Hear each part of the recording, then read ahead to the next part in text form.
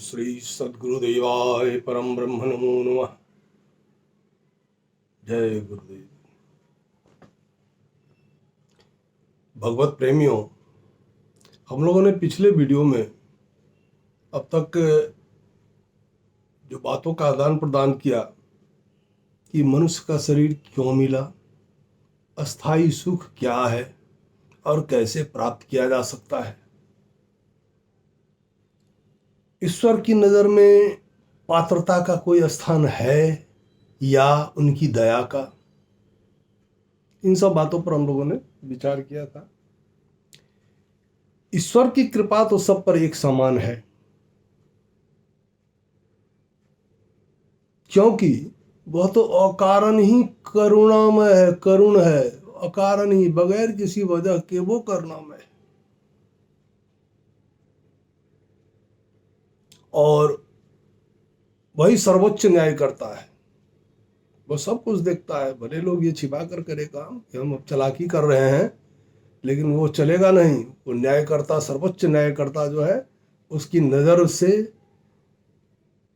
कोई बच नहीं सकता।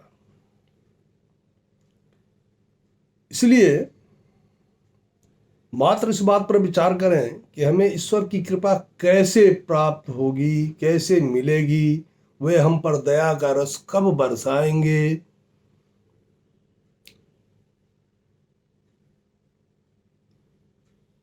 तो हमारे सनातन धर्म में वेद को भगवान के समान माना गया है, ये तो पता होगा। वेद को भगवान के समान माना गया है। इसमें भक्ति के या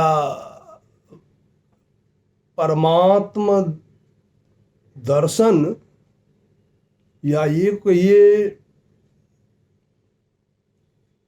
कि परमात्मा की प्राप्ति अनुभव कर लेना, अनुभूति करने के लिए वेद में 3 कांड का वर्णन आता है। वो है ज्ञान कांड, कर्म कांड और भक्ति कांड। अर्थात इसके 3 मार्ग हुए, कर्म मार्ग, ज्ञान मार्ग और भक्ति मार्ग। इन तीनों ही मार्गों से ईश्वर की कृपा मिलेगी, तीनों मार्गों से मिलेगी ईश्वर की कृपा। लेकिन ये इन तीनों कांडों के वेदों के जो मंत्र हैं, उनको यदि जोड़ दिया जाए तो ये 1 लाख होते हैं। कर्म कांड में 80,000,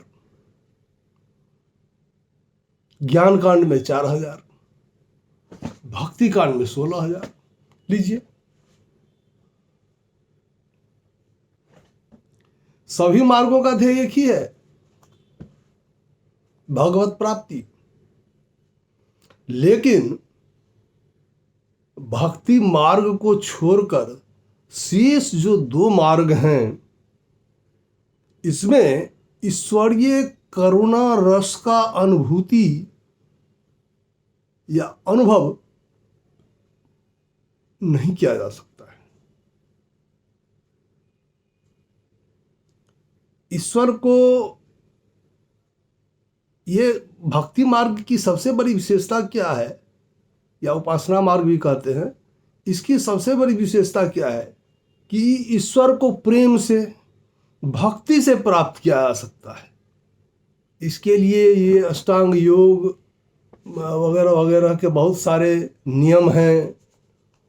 वो नियम एक गृहस्थ, एक आम जन उसका पालन करे,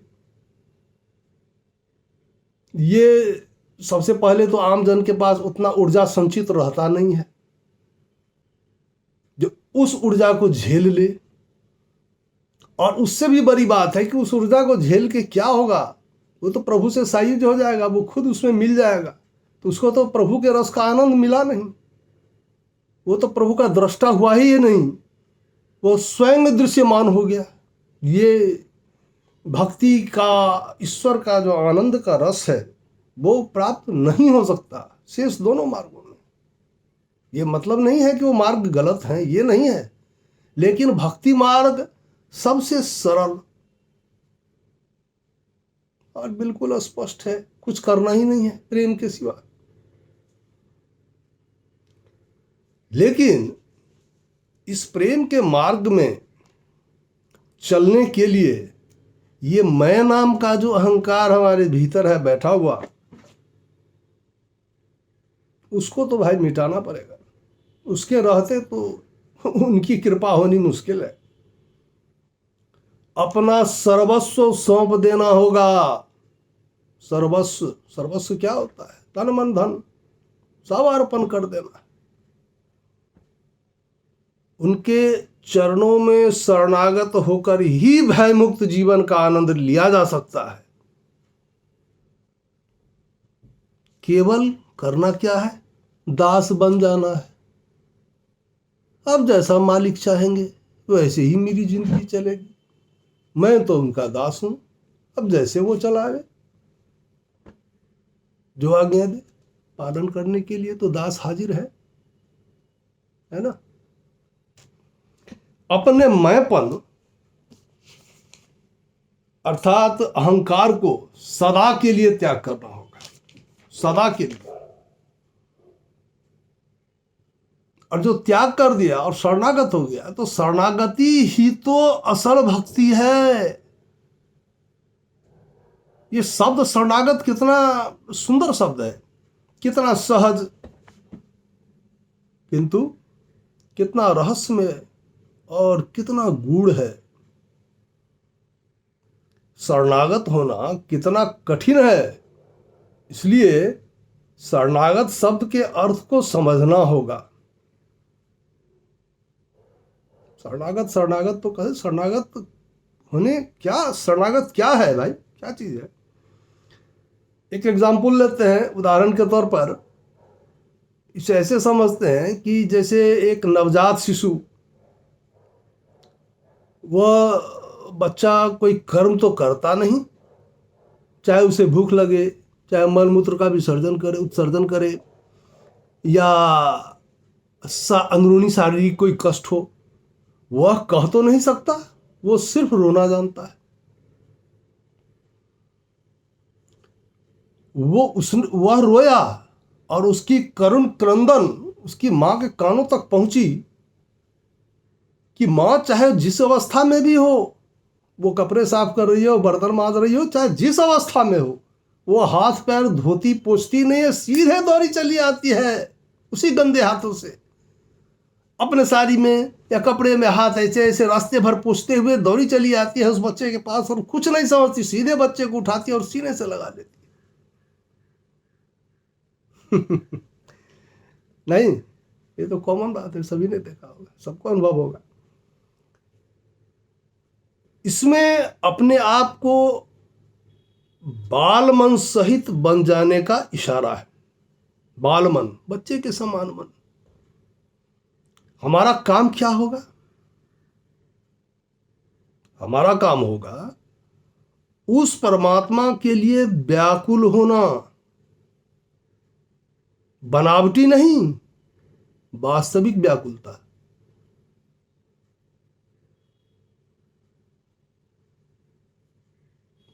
ईश्वर से प्रेम की व्याकुलता। शरीर में जब प्रेम का उदय होगा तभी प्रेम का उदय होगा, व्याकुलता होगा तभी। देखो, सभी युगों का आधार प्रेम ही है, और अंत भी प्रेम पर ही जाकर खत्म होता है। हालांकि प्रेम खत्म होने की चीज नहीं है, ऐसा ग्रंथ कहते हैं, लेकिन मेरी समझ से प्रेम का अंत होता ही नहीं है। ये मेरा व्यक्तिगत विचार है, क्योंकि ये प्रेम अनंत है, इसका खात्मा कभी नहीं होता। क्यों नहीं होता? इसको इस दृष्टि से भी समझा जा सकता है स्वयं कि प्रेम ही तो ईश्वर का एक रूप है। यदि प्रेम ना हो तो ईश्वर से प्रीत कैसी? तो प्रेम और ईश्वर एक दूसरे के पूरक हैं। स्वयं तर्क कीजिए ना, हमारी बात को नहीं सुनिए केवल। जब तक प्रभु से मिलने की चाह नहीं जगेगी तब तक ईश्वर का दर्शन असंभव है। और जब हृदय में प्रेम प्रकट होगा तो एक एक पल का चैन उसकी याद में खत्म हो जाएगा। व्यक्ति का प्रत्येक दैहिक एवं मानसिक कर्म भी उसी परमेश्वर की रंग में रंग जाएगा, है ना। उसकी बेचैनी ऐसी हो जाएगी जैसे बिना पानी के मछली। व्यक्ति को अपना पराया से कोई स्वार्थ नहीं रह जाएगा, वह मात्र प्रभु दर्शन की ही इच्छा में डूबा रहेगा। अर्थात व्यक्ति अपने आप को पूरी तरह से प्रभु के गोद में छोड़ देगा। अब प्रभु की बारी है, अब ये प्रभु की कृपा है। जब एक साधारण व्यक्ति, साधारण माया से साधारण माइक मां अपने संतान के लिए इतना समर्पित हो सकती है, तो उस परम माता, उस परम पिता की तो बात ही कुछ और है क्या? नहीं। तो शरणागति ऐसी होती है, अपने मन बुद्धि चित्त को प्रभु को संपूर्ण समर्पित कर देना और अहंकार से रक्षा करने की प्रार्थना करते रहना ही शरणागति है। सब कुछ शरणागति, आदमी अपने मन को बुद्धि को चित्त को समर्पित कर दिया, लेकिन उसके बीच में यदि अहंकार आ गया तो अहंकार तो सब व्यर्थ कर देगा ना। इसलिए अहंकार से बचने के लिए भी प्रभु से प्रार्थना करनी है, तब जाके शरणागति होगा। इस अवस्था के कारण प्रभु के शरण में जाते ही व्यक्ति ईश्वर दर्शन का परम पात्र बन जाता है। उसकी कोई कामना शेष नहीं रह जाती, वह प्रभु के सच्चिदानंद स्वरूप में विचरण करने लगता है। सच्चिदानंद स्वरूप में वो विचरण करने लगता है। चाहत के रहते तो किसी भी हालत में प्रेम का उदय नहीं होगा। जीवन के लिए भोजन आवश्यक है, भोजन कर लें। प्यास के लिए पानी आवश्यक है, पानी पी लें। सृष्टि के लिए, विकास के लिए प्रजनन आवश्यक है, संतानोत्पत्ति के लिए प्रजनन करें। गर्भाधान हुआ, गर्भाधान होते ही प्रजनन खत्म समझें। असभ्य सा ना लगे इसलिए वस्त्र पहने, लेकिन खूबसूरत और कीमती परिधान हो इसकी लालच ना करें। वर्षा धूप ओस से बचाव के लिए घर चाहिए, अपना है ठीक है, किराया का है ठीक है, नहीं है झोपड़ी है ठीक है। अरे झोपड़ी में है तो ठीक है, महल का सपना मत देखो। कामना नहीं करना है, कामना किया कि प्रेम खत्म होगा ही नहीं। इसीलिए संग्रह करने की या ख्वाब देखने की प्रवृत्ति का न पालें। प्रकृति ने हमें वह सब कुछ दिया है जिसके उपयोग से हम अपने जीवन का भरण पोषण जिसे कहते हैं वो हम कर सकते हैं आराम से। लेकिन हम लोगों ने क्या किया, प्राकृतिक संपदा का उपयोग करने के बदले उपभोग करना शुरू कर दिए। अब क्या हो गया, लिप्सा बढ़ गई, लालच बढ़ गई। लालच बढ़ गया तो क्या हो गया, कामना बढ़ गई। कामना बढ़ गई तो लोग कहाँ चला गया, प्रेम से दूर। देखिए ना, अरे ये कहना क्या है, देखिए पहले लोग सामूहिक परिवार में रहते थे, एक साथ बच्चे खेलते थे, पढ़ते थे, सारा काम लोग मिल बांट के करते थे, परिवार में कोई झंझट कोई हर खटखट नहीं। अब सारे लोग स्व केंद्रित हो गए, सेल्फ सेंट्रिक।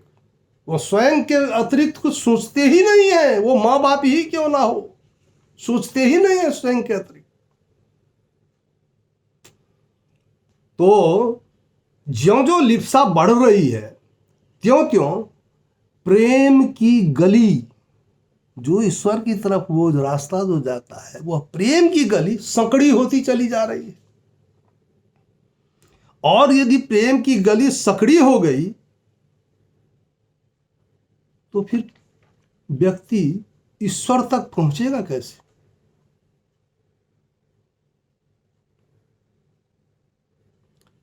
अरे जब मैंपन अहंकार, मैं जो लिप्सा में डूबा हुआ मैं है, माइक संसार के चक्र में उलझा हुआ मैं है, कह रहा है, किसी संतों ने कहा कि जब मैं था तब हरि नहीं, कहीं कहीं गुरु भी वर्णित है, जब मैं था तब गुरु नहीं, अब गुरु है मैं नहीं। तो जब मैं था तब हरि नहीं, अब हरि है मैं नहीं, मैं खत्म हुआ तब हरि है। कथा बांचने से नहीं होगा, तर्क कीजिए, सुनिए और एक एक शब्द की बाल की खाल निकालिए, मनन कीजिए, कहना क्या है। अब हरि है मैं नहीं, क्यों? प्रेम गली अति सांकड़ी, इतनी संकड़ी है जा में दो ना समाही। जब मन लागा लोभ में गया विषय में मोय, कहे कबीर विचार कर किस विधि भक्ति होय। माया मुई न मनमुआ मर मर गया शरीर, आशा तृष्णा ना मरी, कह गए दास कबीर। कहने का तात्पर्य केवल इतना है कि मैं नाम के शब्द को प्रभु के चरण में विलीन कर दो, प्रभु के चरण में विलीन कर दो। मुश्किल है, नहीं कह पा रहा हूं, समय नहीं, वही बात, विराम देता हूं। शेष विचार फिर अपने अगले वीडियो में, तब तक के लिए कही अधिक बातों को मनन कीजिएगा और अच्छा लगे तो इसका प्रचार प्रसार कीजिए। देखिए अब इस देश की संस्कृति युवा कंधे और हमारे नौनिहाल जो हैं उन्हीं के हाथ में है। अब बड़े बुजुर्ग अब चूक गए, यदि नहीं चूकते तो आज इतने लाख गुरु नहीं पैदा हो जाते भारत। तो ये हमारे बड़े बुजुर्ग चूक गए। आप लोग नौनिहाल जो भी हैं, विद्यार्थी हों, बच्चे बच्चियां हों, कॉलेज के विद्यार्थी हों, जो भी हों, सभी इसमें इंटरेस्ट लीजिए, प्रचार प्रसार कीजिए। और यदि ये वचन ठीक लगता हो तो उसको लाइक शेयर और सब्सक्राइब कर दीजिए। धन्यवाद। जय श्री सच्चिदानंद।